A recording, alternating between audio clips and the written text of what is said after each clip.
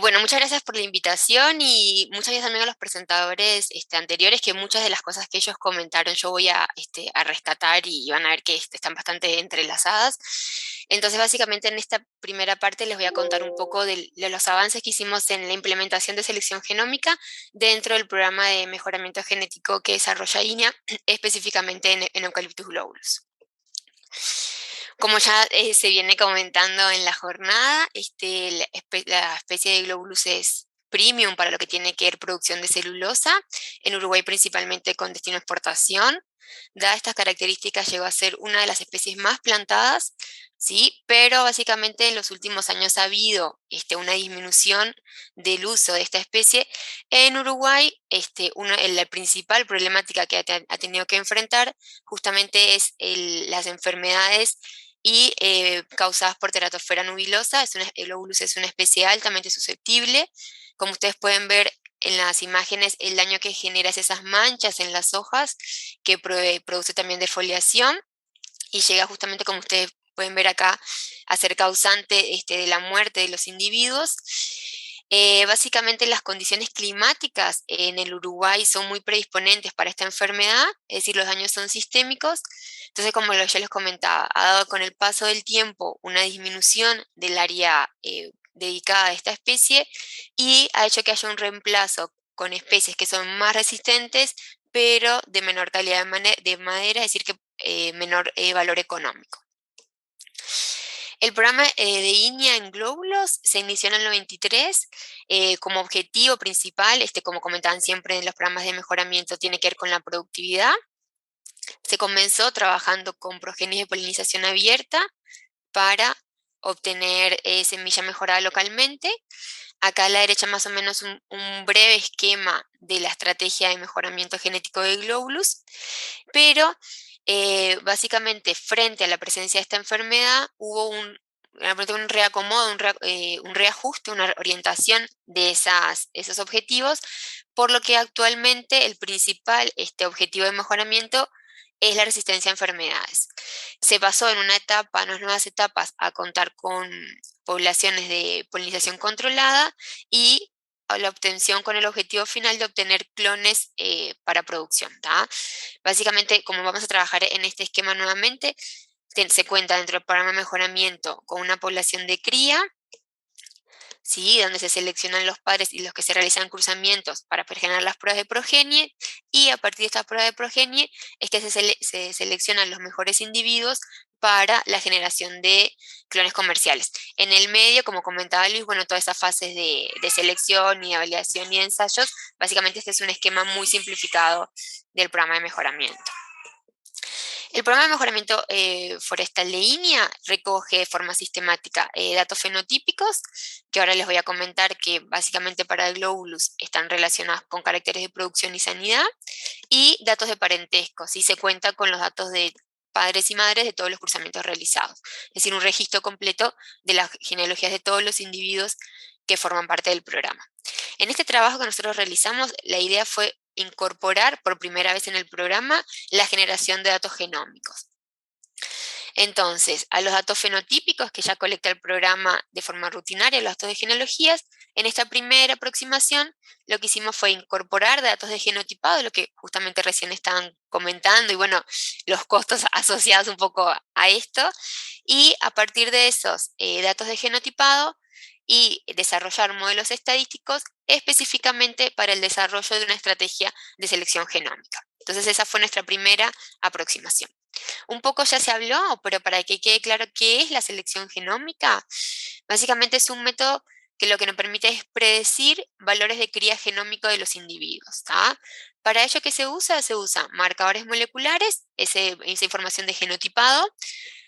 Son marcadores que están distribuidos por todo el genoma, es importante tener un gran número con una gran distribución, y la idea justamente de forma esquemática es, a partir de esos marcadores, poder obtener un valor de cría que represente el fenotipo de ese individuo, como comentaba Luis, para poder hacer, por ejemplo, selecciones de los mejores candidatos exclusivamente a partir de la información de marcadores.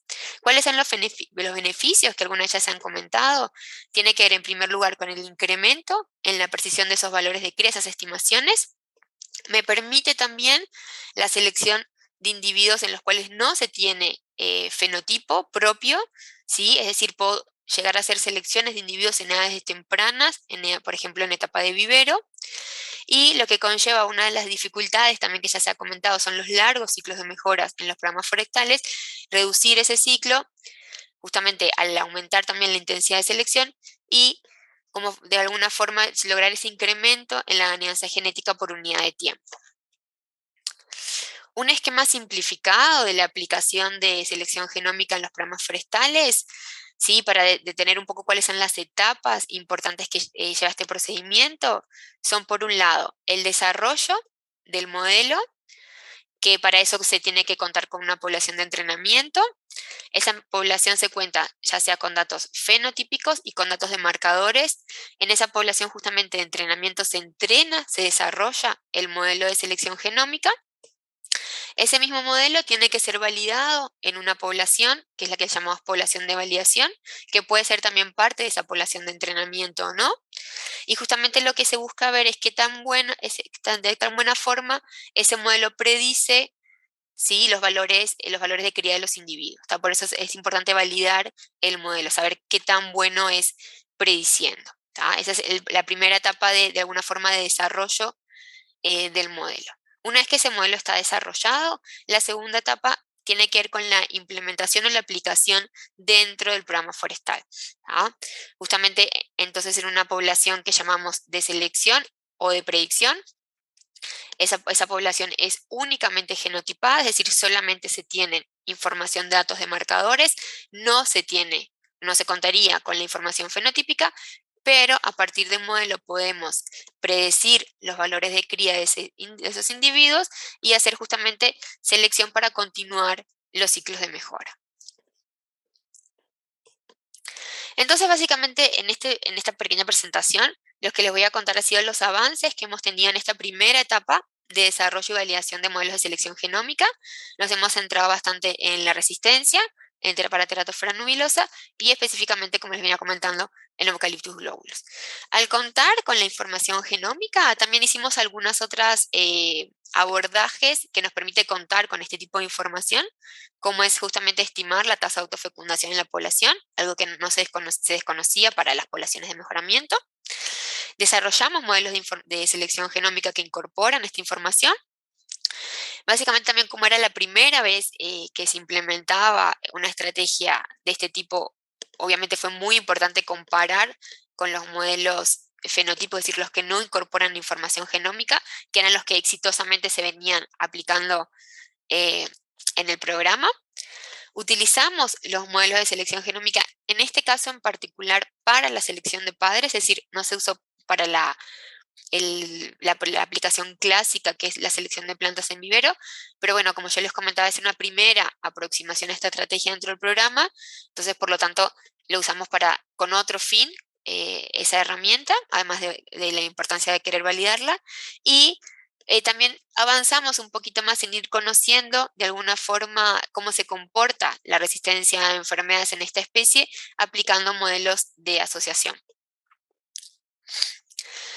Con relación a la población que trabajamos con materiales que son parte del programa de mejoramiento de glóbulos, por eso volvíamos al esquema inicial. Fue importante entonces, por un lado, definir cuál era nuestra población de entrenamiento, que es una población que forma parte de las pruebas de porgenia del programa, que está formada por un poco menos de 5.000 individuos. Es una población de polinización abierta, es decir, se conoce la madre únicamente, el registro es por madre. Se contaba con la información fenotípica completa, sin embargo, la información genotípica no se realizó en toda la población, sino que se realizó solamente en un porcentaje de ellas. Solamente tenemos unos 1.000 individuos genotipados. Para la población de selección, es una población que forma parte de la población de cría de glóbulos, que está formada por un número menor de individuos, aproximadamente un poquito más de 500, y para estos materiales solo se contaba con la información genotípica. Las variables que trabajamos de morfológica son, por un lado, las variables de producción, como ya todos comentaban, que tiene que ver con crecimiento, altura y diámetro, medidas a diferentes edades, y trabajamos con las variables de sanidad, que son por un lado las variables de resistencia, que denominamos de resistencia a enfermedad, que tiene que ver con la presencia de manchas foliares y de foliación, y la generación de un índice de daño a partir de esas medidas. Y también para nosotros es importante registrar, pero más importante registrar el porcentaje de follaje adulto. Todas estas variables, como ustedes pueden ver, son medidas a edades tempranas, a 14, 21 y 26 meses. Esto se da así porque la enfermedad ataca principalmente al follaje juvenil. Entonces, básicamente, la proporción de follaje adulto, es decir, la precocidad con que la planta pasa de un follaje juvenil susceptible a un follaje adulto resistente, es una medida también de escape a la enfermedad, ¿sí? Entonces, dentro de las variables de sanidad, tenemos por un lado aquellas que son de expresión de resistencia y las que denominamos de expresión de escape, que son la de proporción de follaje adulto. Para el genotipado usamos uno de los chips disponibles para Eucalyptus, que es el primero que fue desarrollado, que cuenta, como ya les comentaba, con 60.000 marcadores. Es importante tener un número amplio de marcadores. Es un chip que fue de SNPs, que fue desarrollado para varias especies de Eucalyptus. Eso le permite que sea práctico para ser utilizado entre varias especies. Sin embargo, hay una reducción, en definitiva, del número útil de SNPs que logramos contar. En nuestro caso, contamos con aproximadamente 20.000 SNPs aptos para globus. Básicamente, también ese número de marcadores se ve reducido al hacer un filtrado que lo que tiene que ver con la calidad, ya sea tanto de los genotipos como de los marcadores. Y es importante, así como Luis comentaba, en los datos fenotípicos contar con datos de calidad y de precisión, lo mismo pasa con los marcadores. Es necesario hacer un filtrado de calidad con relación a la frecuencia, a la presencia de datos perdidos, para tener buenos modelos y buenos resultados. Los modelos de predicción genómica que usamos es el modelo que se llama Single Step GBLAB. Los modelos BLAB ya se han comentado en las presentaciones. En este caso son modelos GBLAB porque usan la información genómica, y en este caso es Single Step porque en un único paso podemos juntar toda la información para la estimación de esos valores de cría genómicos. ¿Cuáles son las fuentes de información con las que contamos? Además de las informaciones clásicas de los modelos mixtos que tienen que ver con los efectos fijos de bloque y de los ensayos, se incorpora en una única ecuación, por un lado, la información de relaciones de parentesco, es decir, de genealogías entre los individuos.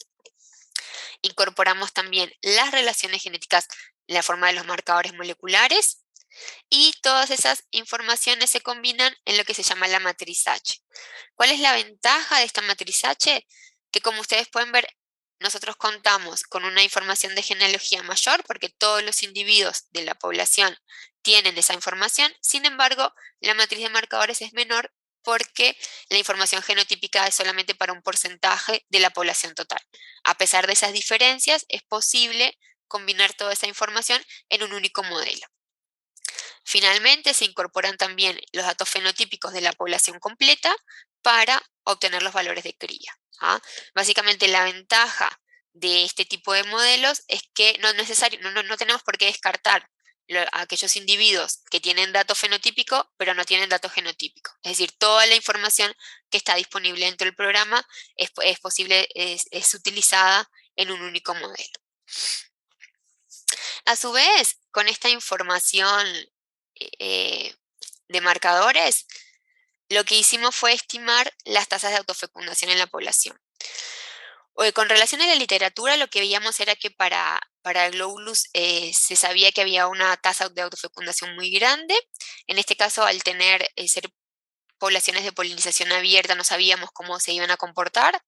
Cuando empezamos a evaluar la información genotípica de esas poblaciones, encontramos algunas discrepancias, algunas cosas que nos llamaban la atención, y por lo tanto decidimos estimar cuál era la tasa de autofecundación en nuestra población, considerando que a su vez esa autofecundación también afecta a la estimación, no solamente de los valores de cría, sino también de los parámetros genéticos propios de la población. Para ello, lo que hicimos fue utilizar las relaciones genéticas pareadas, es decir, entre pares de individuos, entre madres y sus progenies y entre hermanos entre sí. Básicamente se conoce cuál es el valor esperado de esa relación y se comparó con el valor observado a partir de marcadores moleculares. En esta gráfica lo que ustedes pueden ver es las relaciones de madre y su progenie, la madre con sus hijos, y lo que ustedes pueden ver es que la mayoría de los individuos se encuentran dentro del valor esperado, sin embargo una proporción de ellos presenta mayor relación de la esperada. Fue así que pudimos estimar que en esta población contaba con un 5% de individuos autofecundados y fuimos capaces de modificar esa matriz de relaciones genéticas de genealogía, incluyendo entonces, identificando claramente cuáles eran los individuos autofecundados y cómo varían las relaciones de genealogía de los individuos entre ser hermanos, medios hermanos o medios hermanos de individuos que son autofecundados. Entonces, básicamente, lo que yo les comentaba, fuimos capaces a su vez de generar, de incluir esa información de autofecundación de forma directa en los modelos. Entonces, tenemos en cuenta que existen más relaciones genéticas de las esperadas en una población de medios hermanos, considerando aquellos medios hermanos que en definitiva son resultados de autofecundaciones y que tienen una relación también más cercana con las relaciones genómicas. Como yo les comentaba, la tasa de autofecundación era básicamente utilizada para corregir de alguna forma la estimación de los componentes de varianza, específicamente de las heredabilidades. Como ya se comentó, la heredabilidad es básicamente la proporción de la varianza genética con relación a la varianza total observada. Y lo que vimos es que cuando se consideraba una tasa de autofecundación muy grande, básicamente había una subestimación de las heredabilidades. Sin embargo, cuando se considera la tasa de autofecundación correcta y propia de las poblaciones, las estimaciones pasan a ser más dentro de lo esperado e incluso también tienen más relación con las estimaciones que se realizan cuando se incorpora la información genómica, es decir, las estimaciones de heredabilidades incorporando la información genómica. O sea, una vez que realizamos estos valores de cría genómicos, que los logramos estimar, lo primero que hicimos fue compararlos con los valores de cría que se obtienen en los modelos fenotípicos, es decir, sin incorporación de información genómica, que eran los que se realizan de forma rutinaria en el programa. Lo que vimos es que hay una alta correlación entre esos valores. En este caso, en el eje de las X tenemos los valores de cría del modelo que llamamos ABLAB, que es el modelo que solo incluye la información fenotípica y de genealogía, y los valores de cría obtenidos con los modelos de selección genómica. Y como ustedes pueden ver, si marcamos básicamente cuál sería el 10% de los individuos seleccionados, vemos que hay una gran correlación entre ambos modelos, ya sea tanto para las progenies como para las madres que también contábamos con información genotípica. Y un aspecto muy relevante de la validación de los modelos de selección genómica es lo que yo les comentaba, es evaluar cuál es la capacidad predictiva, es decir, que también esos modelos predicen los valores, eh, los valores de cría reales o observados, que es justamente esa etapa de validación, es decir, comparar el valor de cría predicho por el modelo con el valor de cría real. Entonces acá le muestro para algunas de las variables evaluadas, tanto de sanidad como de crecimiento, cuál es el comportamiento de esa capacidad predictiva. Por un lado, para los modelos fenotípicos sin información genómica y para los modelos genómicos en los cuales se incorporó las dos tasas de autofecundación, o sin autofecundación o con un 5% de autofecundación. Y lo que vimos como resultado general es que los modelos genómicos siempre son superiores a los modelos no genómicos en la capacidad predictiva para todas las variables estudiadas. También vimos que hay variables que tienen mejores capacidades predictivas que otras. Tiene que ver con la arquitectura propia de la variable, con la heredabilidad de cada variable, es decir, que también los modelos de selección genómica van a tener resultados mejores o más auspiciosos dependiendo de la propia variable analizada. Y lo que sí observamos es que no había casi diferencia al incluir la tasa de autofecundación.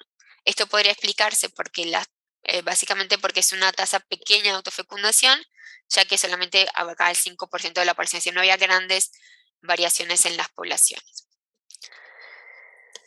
También lo que quisimos evaluar es que también era la capacidad predictiva cuando hacíamos modelos en los cuales el modelo se entrenaba con unas familias y se predecían otras familias que no tenían relaciones de genealogía entre sí, no tenían parentesco entre ellas. ¿Ah?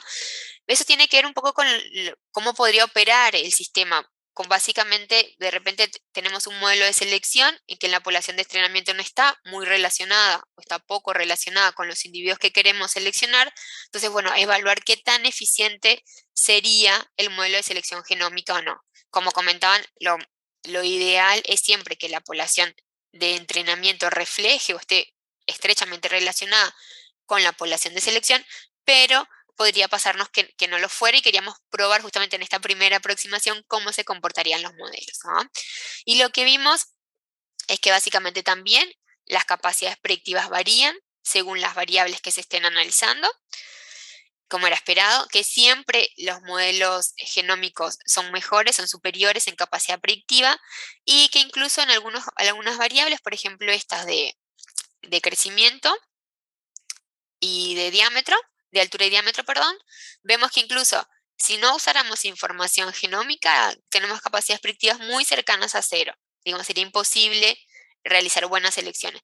Que en el caso de utilizar información genómica, llegamos a capacidades predictivas de 0.4 y 0.5. Es decir, que nos permitirían, básicamente, o sea, teniendo en cuenta que las capacidades predictivas no son las mejores, pero bueno, sí realizar algún tipo de selección. Y lo que yo les comentaba justamente, la importancia de tener en cuenta cuál es la relación entre la población de entrenamiento y la de selección, que en este caso, como ustedes pueden ver, nosotros ya sabíamos que en algunos individuos de la población de selección estaban, por ejemplo, estos de acá, pocos relacionados con la población de entrenamiento, por lo tanto ya sabíamos que la predicción de estos individuos no iba a ser tan buena o íbamos a tener mucha más precaución a la hora de usar esos valores de cría genómico que de otros individuos que estaban más estrechamente relacionados con las poblaciones de entrenamiento. Es importante tener esa relación a la hora de aplicar los modelos y a la hora de la toma de decisiones. También cómo varían esas precisiones teóricas dependiendo un poco de la propia conformación de la población de selección. Había en la población de selección madres con las que se contaba con datos de sus progenies, por lo tanto sus valores de cría de información genealógica ya eran buenos, ¿tá? Y básicamente el incorporar información genómica mejoró solo un poco, capaz que no se ve mucho por el color acá, ahora me estoy dando cuenta, pero mejoró solamente un poco el incluir la información genómica, sí, que serían estas barras en amarillo clarito, pero, sin embargo, para aquellas madres con los que no se contaba información de las progenies, por lo tanto las precisiones de sus valores de cría eran muy bajos, la inclusión de información genómica nos permitió alcanzar buenas precisiones teóricas. Es decir, también cómo los esfuerzos de selección genómica van a depender un poco de la información previa que se tenga de esos individuos. Para finalizar, ya que teníamos la información genómica disponible, lo que hicimos fue estudiar un poco más la estructura de esas variables y la idea fue poder saber si podemos encontrar SNPs que estuvieran relacionados a esas características de sanidad. ¿tá? El análisis de asociación lo que nos permite es eso, identificar SNPs asociados a esas características para ir de alguna forma dilucidando cuáles son los genes o las vías metabólicas que están participando en esas variables, que en este caso son de resistencia a la enfermedad. Lo que vimos es que para el caso de defoliación no encontramos muchas asociaciones significativas, sí las encontramos para las variables de porcentaje de follaje adulto en las 3 mediciones realizadas en los 3 años y concordantes en los 3 años. Entonces, lo que ya se sabía es que existen 2 mecanismos de respuesta, que son justamente las variables de resistencia, de manchas, la presencia de manchas y de foliación y el cambio precoz a follaje adulto, que básicamente ambos presentan control genético. A nosotros nos importaba mucho más el cambio de follaje adulto, justamente fue el que encontramos esta asociación. Y se sabe que son procesos que están regulados en todas las plantas por microRNAs. En nuestro trabajo lo que vimos es que básicamente en esta población el principal mecanismo de resistencia a la enfermedad es por escape. Ya lo había visto Valmeli que en esta población hay una amplia heredabilidad y una alta heredabilidad para estas variables. En este trabajo encontramos 38 SNPs y 131 genes asociados a cambio de follaje, y también justamente detectamos los principales microRNAs que están asociados como reguladores transcripcionales a estos cambios vegetativos. Es decir, no solamente un proceso, no es un proceso está relacionado con un proceso de resistencia, pero es un proceso propio de las plantas de cambio de follaje. Entonces, para ya ir terminando, que estoy con el tiempo, la importancia de selección genómica y cómo los programas de mejoramiento lo están aplicando, con lo que tiene que ver con reducir tiempo de los ciclos de mejora y una forma de reducir los costos operativos de los programas. En este caso fue una primera aproximación que se va a continuar ahora en la presentación de Milena. Lo que vimos que había un aumento de la presión de los valores de cría, cómo los modelos genómicos aumentaron o presentan mayor capacidad predictiva. Igualmente hubo concordancia con lo que observamos con los modelos fenotípicos y fue posible seleccionar algunos padres superiores para realizar cruzamientos dirigidos que van a ver que ahora Milena va a usar en las siguientes etapas de selección genómica en, en el programa. A su vez, como que contar con esta nueva fuente de información nos permitió de forma paralela estimar la tasa de autofecundación en la población y identificar estos SNPs asociados a cambio de follaje. Muchísimas gracias a todos.